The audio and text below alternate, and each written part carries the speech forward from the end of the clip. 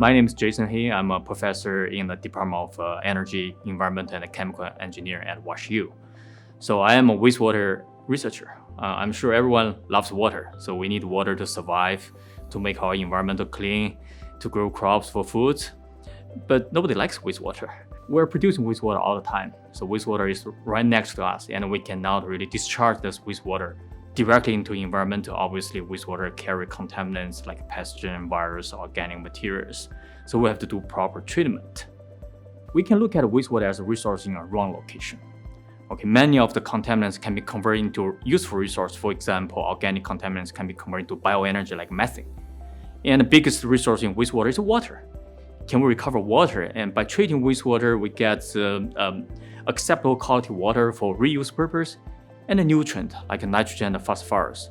Why do we have to do the resource recovery, rather than just continuing traditional removal?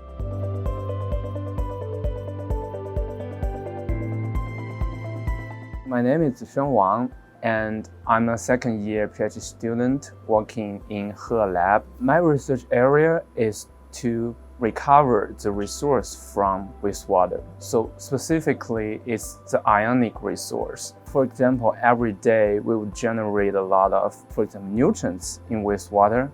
So my job is to use some membrane technology or electrochemical technology to recover those ionic resource and use those for some applications. My name is Matthew Furby. I'm a third-year PhD student in Dr. He's lab at McKelvey Engineering. My research is looking at optimizing resource recovery from wastewater by coupling different systems.